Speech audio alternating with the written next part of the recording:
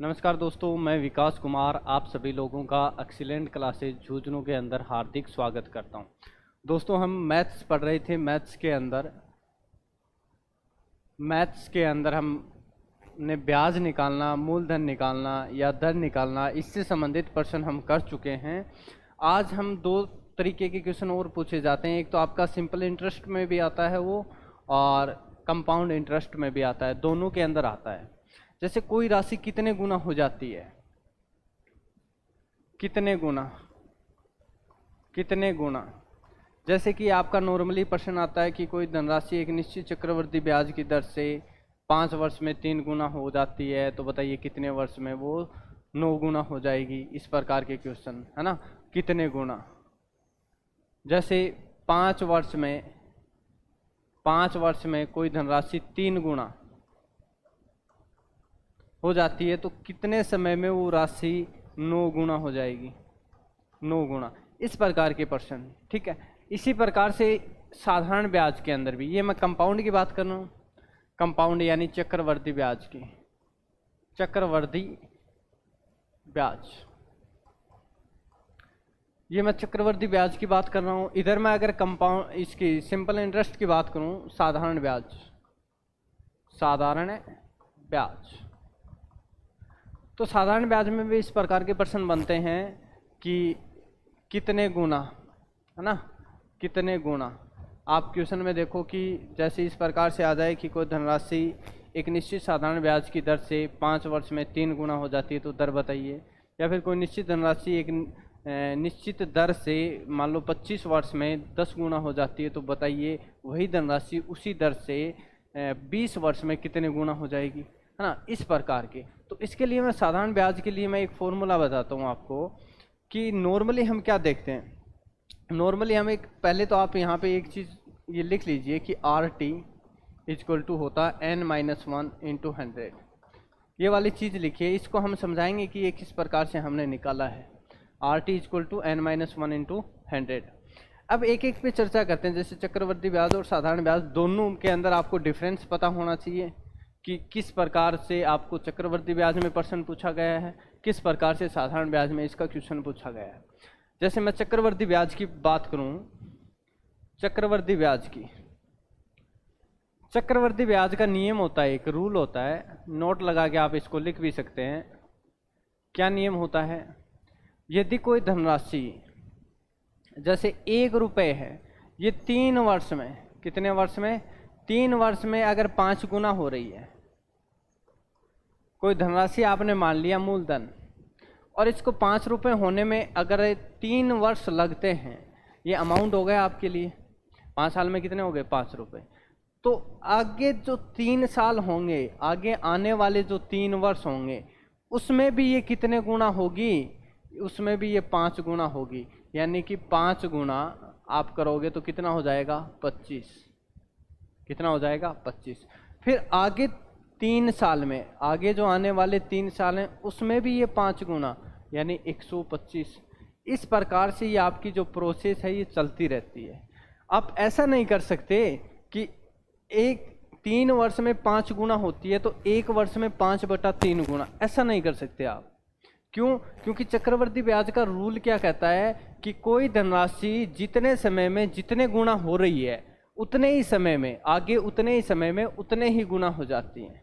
जितने समय में जितने गुना हो रही है, आगे उतने ही समय में उतने गुना हो जाती है।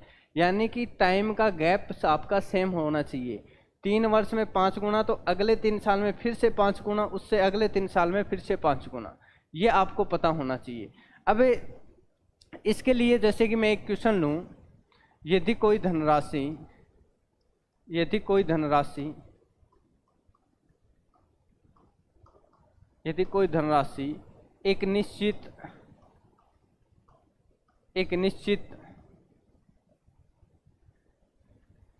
चक्रवर्ती ब्याज की दर से, चक्रवर्ती ब्याज की दर से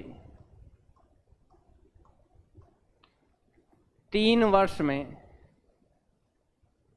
3 वर्ष में स्वयं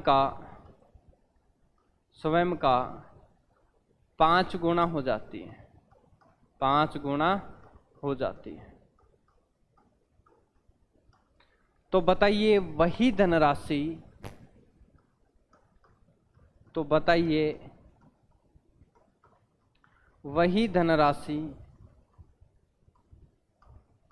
बताइए वही धनराशि कितने समय में, कितने समय में स्वयं का 625 गुना हो जाएगी, हो जाएगी। यदि कोई धनराशि एक निश्चित चक्रवृद्धि ब्याज की दर से 3 वर्ष में स्वयं का 5 गुना हो जाती है, तो बताइए वही धनराशि कितने समय में स्वयं का 625 गुना हो जाएगी।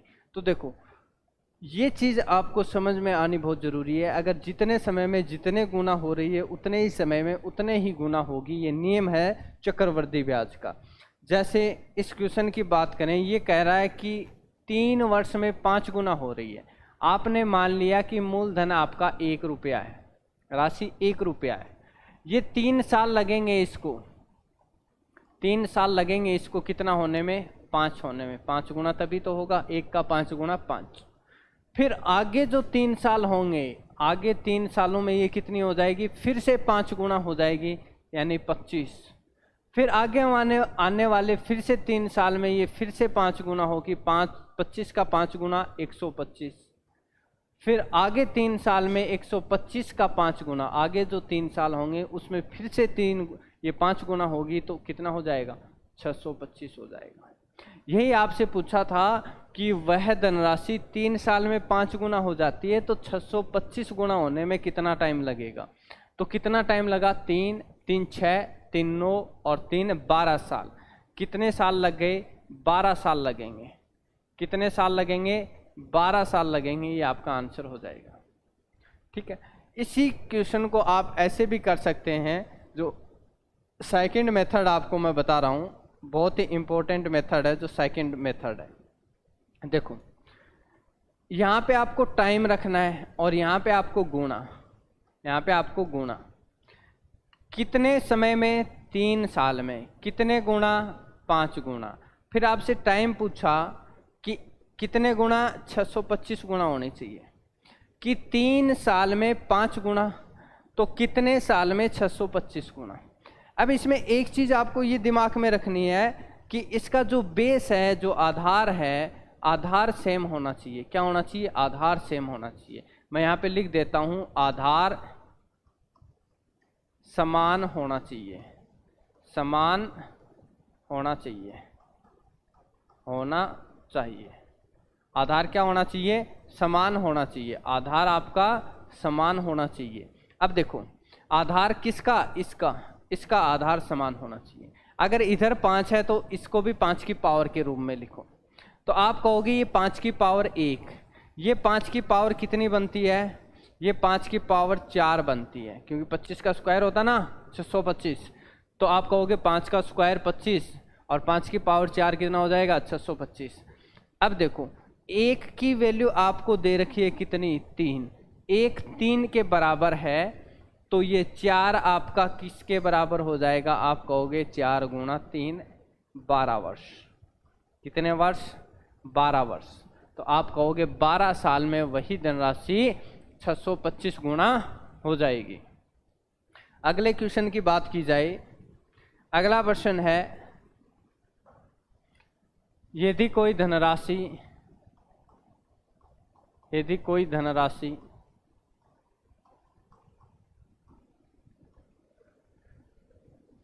5 वर्ष में स्वयं का 3 गुना हो जाती है। यदि कोई धनराशि 5 वर्ष में स्वयं का 3 गुना हो जाती है, तो उसी चक्रवृद्धि ब्याज की दर से, उसी चक्रवृद्धि ब्याज की दर से, ब्याज की दर से वह राशि स्वयं का 81 गुना, स्वयं का 81 गुना कितने समय में हो जाएगी, यानी 81 गुना होने में उसको कितना समय लगेगा। यदि कोई धनराशि 5 वर्ष में स्वयं का 3 गुना हो जाती है तो उसी ब्याज दर से उसको 81 गुना होने में कितना समय लगेगा। देखिए इधर टाइम और इधर कितने गुना है वो रखेंगे, इधर टाइम और इधर कितने गुना है वो चीज़ रखेंगे। 5 वर्ष में कितने गुना, 3 गुना, तो कितने साल में स्वयं का 81 गुना, ये लो 81, 81 गुना। तो आप कहोगे यहाँ पे जो बेस है वो बेस सेम होना चाहिए। बेस सेम क्यों कर रहे हैं, क्योंकि चक्रवृद्धि ब्याज का नियम क्या कहता है कि कोई धनराशि अगर स्टार्टिंग में 3 गुना हो रही है तो उसी समय अंतराल में वो आगे भी 3 ही गुना होगी, यानी 3 की पावर के रूप में चलेगा ये। तो आप कहोगे इसी वजह से इसको 3 की पावर बनाओ 81 को। तो 3 की पावर कितनी होती है 81। आप कहोगे देखो 9 को 9 से मल्टीप्लाई करोगे तब क्या आएगा 81 आएगा। तो 3 का स्क्वायर होता है 9, तो 3 की पावर कितनी हो गई ये 4। 3 की पावर कितनी हो गई 4। तो इधर आप देखोगे कि 1 की वैल्यू, इस 1 की वैल्यू आपको कितनी दे रखी है 5। तो इस 4 की वैल्यू कितनी हो जाएगी 5 गुणा 4, 20 वर्ष। कितने वर्ष 20 वर्ष क्या आ जाएगा आंसर आ जाएगा। इसी प्रकार से नेक्स्ट क्वेश्चन, यदि कोई धनराशि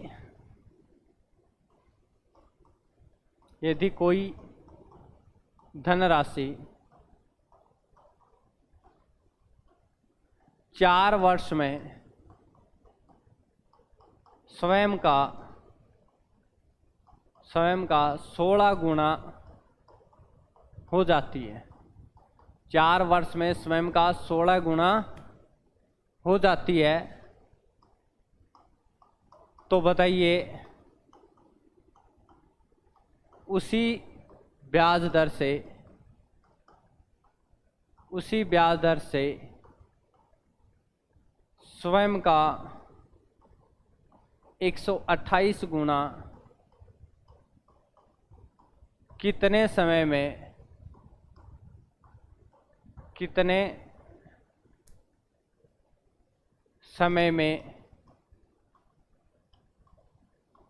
हो जाएगी।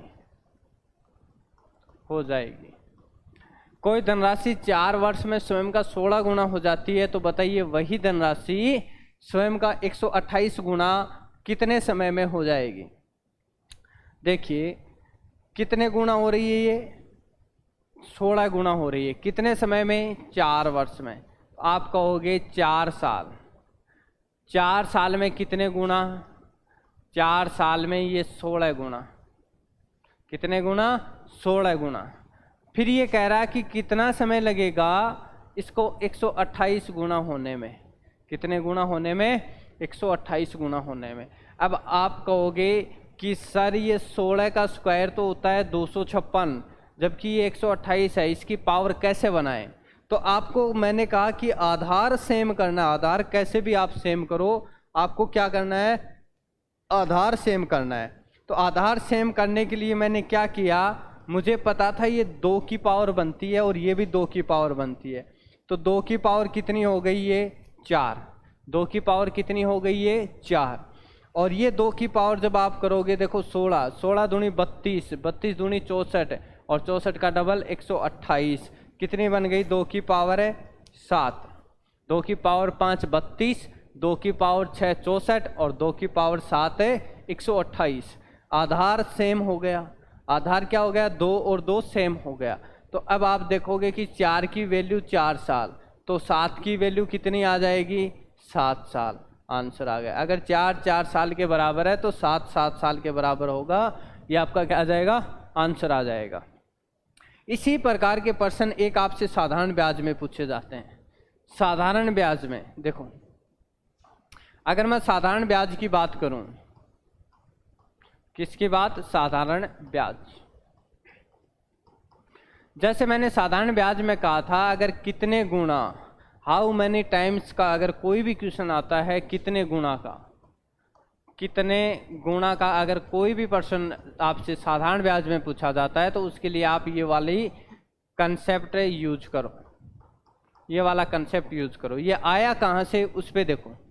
आपको पता है कि जो मिश्र धन होता है, मिश्र धन क्या होता है, मूलधन प्लस ब्याज होता है, मूलधन प्लस ब्याज होता है आपका मिश्र धन। लेकिन अगर मैंने मूलधन मान लिया कि मूलधन है मेरे पास 100, कितना 100, अगर मूलधन मैंने 100 मान लिया,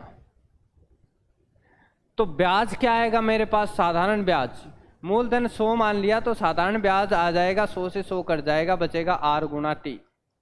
क्या बचेगा, R गुना टी।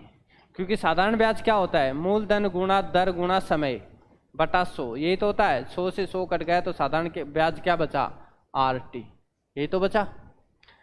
अब देखो, जो मान रख देंगे हम, मूलधन की जगह मूलधन रख देंगे। मिश्र धन आपका देखो, मिश्र धन क्या आएगा, मिश्र धन क्या आएगा, जब आप मूलधन के अंदर क्या रख दोगे भाई, जो मिश्र धन है आपका, जैसे कि मिश्र धन आ गया आपके पास, मान लो कि 100 माना तो 150 आ गया, कितना आ गया 150, 50 रुपये ब्याज के जुड़ के आ गए।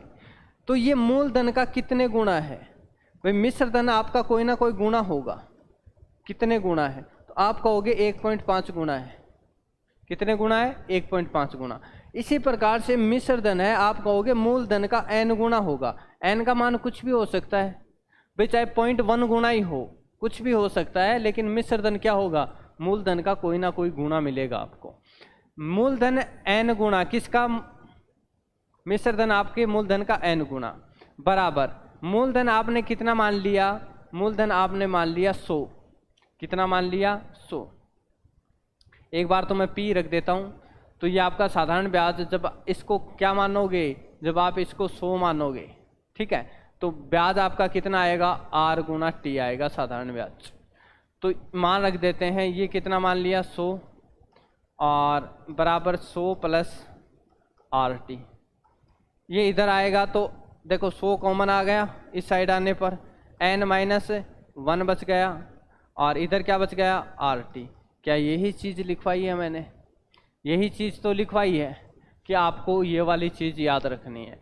तो साधारण ब्याज का अगर कोई भी प्रश्न आए, हाउ मैनी टाइम्स का, तो उसके अंदर ये वाली चीज़ अप्लाई कर दो कि R गुना T इक्वल टू कितना होता है, n-1 इंटू 100। n है यहाँ पे कितने गुना, n का मतलब क्या हुआ है, कितने गुना, n का मतलब है कितने गुना, R का मतलब दर, T का मतलब है समय। जैसे एक प्रश्न लेते हैं, यदि कोई धनराशि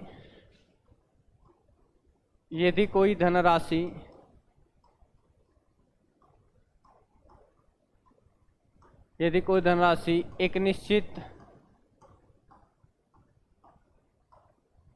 साधारण ब्याज की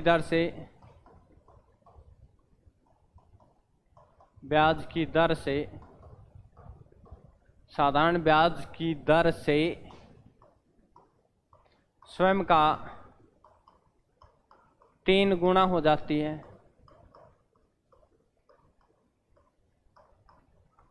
यदि कोई धनराशि एक निश्चित साधारण ब्याज की दर से 2 वर्ष में, कितने वर्ष में, 2 वर्ष में, मान लो यहाँ पे 2 वर्ष में, यदि कोई धनराशि निश्चित साधारण ब्याज की दर से 2 वर्ष में साधारण ब्याज की दर से 2 वर्ष में स्वयं का 3 गुना हो जाती है, तो ब्याज की दर ज्ञात कीजिए, ब्याज की दर ज्ञात कीजिए। ये प्रश्न कि कोई धनराशि एक निश्चित साधारण ब्याज की दर से 2 वर्ष में स्वयं का 3 गुना हो जाती है, तो ब्याज की दर बताइए। तो देखो, पहले तो मैं आपको बेसिक बताता हूं ये किस प्रकार से करेंगे। बेसिक, जैसे आपने मूलधन मान लिया 1 रुपया, कितना 1, तो ये कह रहा है कि 3 गुना हो जाती है, अमाउंट कितना 3 गुना अमाउंट कितना 3। तो साधारण ब्याज कितना मिला, आप कहोगे मिश्र धन में से मूलधन घटा दो, 2 रुपये मिल गया।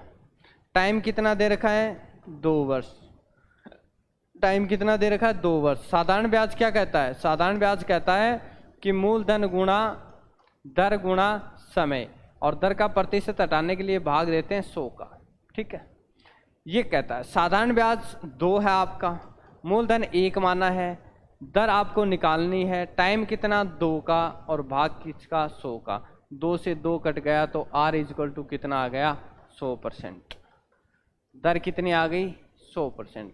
ये तो है इसका बेसिक, लेकिन आप डायरेक्ट इसको इस तरीके से भी कर सकते थे कि RT equal to N-1 into 100, इस तरीके से भी कर सकते थे। N का मतलब कितने गुना, तो ये कह रहा कि 3 गुना। R आपको निकालना है, टाइम 2 साल का, ये कह रहा कि 3 - 1 3 गुना इंटू 100, तो ये हो गया 2 से देखो 2 कट गया, 3 में से 1 गया 2, तो R इक्वल टू कितना आया 100% आंसर आ गया।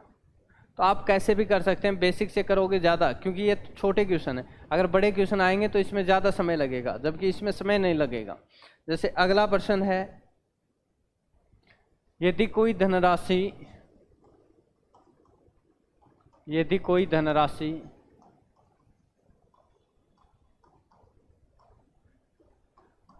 एक निश्चित समय में 20%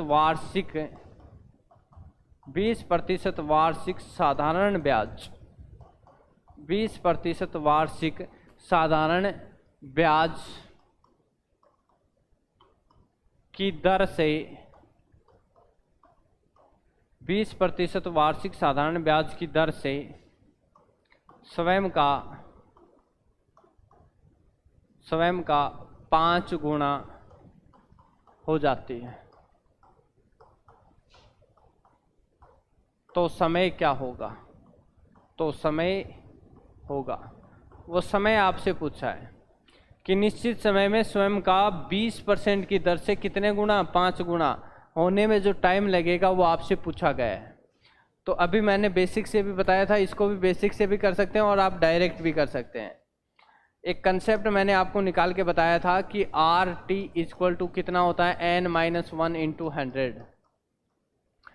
R आपको दे रखा कितना 20%, टाइम आपको निकालना है, N की वैल्यू कितने गुना 5 गुना, तो 5 - 1 इंटू 100।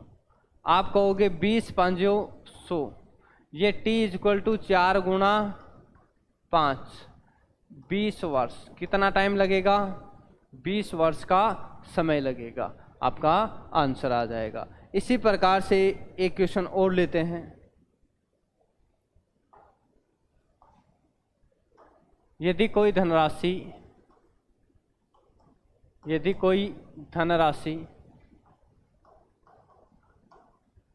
10% वार्षिक साधारण ब्याज की दर से 5 वर्ष में स्वयं का 3 गुना हो जाती है,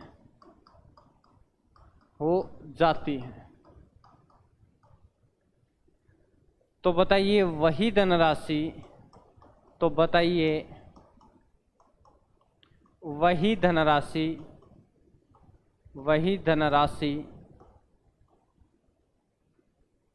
कितने प्रतिशत वार्षिक दर से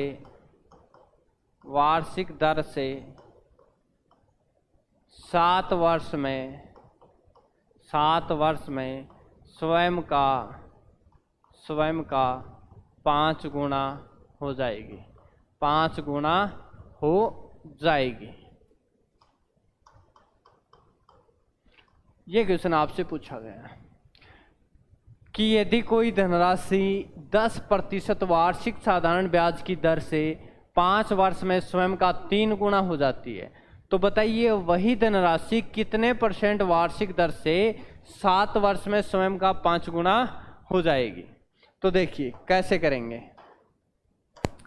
देखो पहले जो लाइन है यहाँ तक कितने गुना हो जाती है, 3 गुना तक। तो आप कहोगे ये जो आपका कंसेप्ट है R T equal to n-1 उससे हो जाएगा, क्योंकि कितने गुना के जो भी पर्सन बनते हैं वो इस कंसेप्ट से हो जाएंगे। अब देखो इसमें पहले दर दे रखी है, पहले समय भी दे रखा है और पहले कितने गुना वो चीज़ भी दे रखी है, लेकिन दूसरी लाइन में आपको अलग से दिया है कि कितने % दर नहीं दे रखी, 7 वर्ष टाइम दे रखा है, 5 गुना आपसे पूछा है कि 5 गुना होने में कितनी दर की आवश्यकता रहेगी।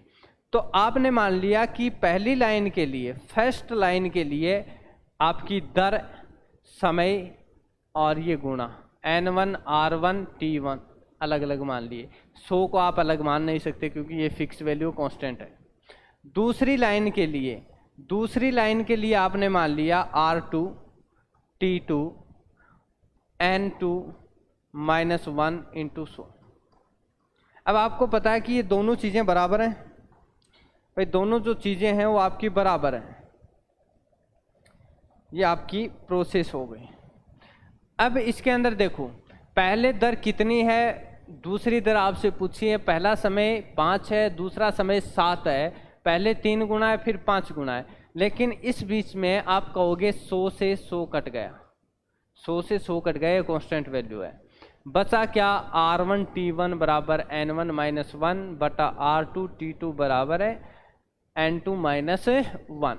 r1 कितना 10, r1 आपका 10, t1 कितना 5, भाग में r2 आपको निकालना और t2 कितना 7। इधर n2 की वैल्यू, n1 की वैल्यू 3 गुना, तो 3 - 1 2, इसकी वैल्यू 5 गुना, तो 5 - 1 4। जो करते हैं उसको काट देते हैं। देखो ये काटोगे 2 बार, ये कट गया 2 बार, ये इससे गुना होगा तो r2 इक्वल टू कितना आ गया, r2 इक्वल टू आ गया 100/7। भैया इससे गुना होगा, 50 दूनी 100, 100/7। जब 100 में 7 का भाग देते हैं तो कितना आ जाता है, 14 सही 2/7%। कितनी दर आ गई, 14 सही 2/7% आपकी वार्षिक दर आ गई, दूसरी दर। अब देखो एक क्वेश्चन और लेते हैं इसका। यदि कोई धनराशि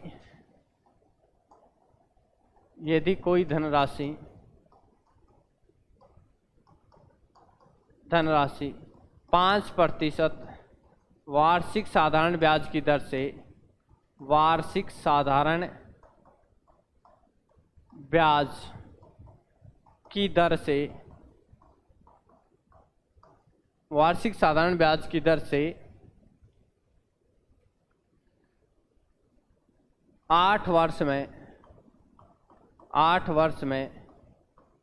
स्वयं का कितने गुना हो जाएगी, कितने गुना हो जाएगी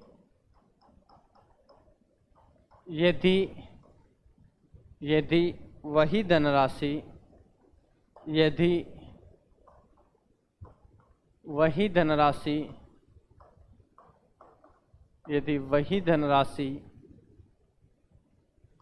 20% वार्षिक दर से 5 वर्ष में स्वयं का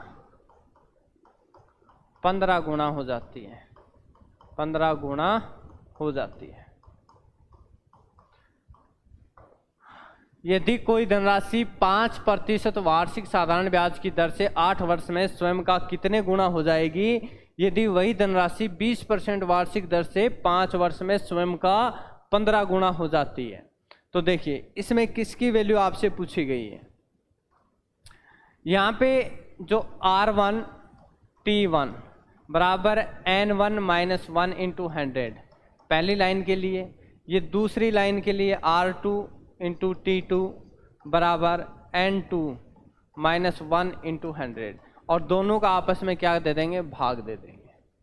अब देखिए R1 आपका 5% और T1 8, तो मैं यहाँ पे मान रख देता हूँ R1 5 T1 8 बराबर N1 कितने गुना, ये तो आपसे पूछा है N1, देखो 100 से 100 कट गया, इसका तो कोई रोल ही नहीं है, N1 माइनस 1, और इधर R2 कितना 20% इंटू टाइम 5 कितने गुना, आपसे दे रखा 15 गुना, तो 15 में से 1 गया 14 बच जाएगा।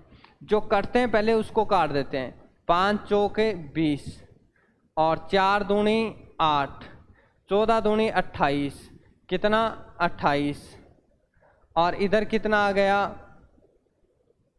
बटा 5 है, और इधर n माइनस 1, N1 माइनस 1, ये 1 इस साइड आएगा तो प्लस का, 1 इस साइड आएगा तो क्या होगा प्लस का। मैं इस साइड कर देता हूँ इसको कि N1 इक्वल टू कितना आ गया, N1 आ गया 28 बटा 5 प्लस 1, तो 28 और 5 आपके कितने हो गए 33, N1 बराबर आ गया 33 बटा 5 गुना, कितने गुना हो जाएगी 33 बटा 5 गुना, यानी 6.6 गुना।